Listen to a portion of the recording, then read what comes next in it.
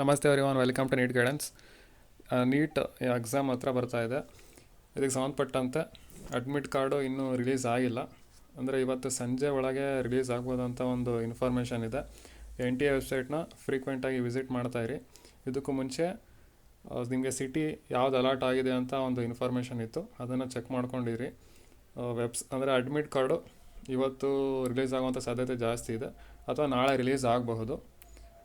ಈ ಒಂದು ಇನ್ಫಾರ್ಮೇಷನ್ನ ಇಲ್ಲಿ ತಿಳಿಸೋಕೆ ಇಷ್ಟಪಡ್ತೀನಿ.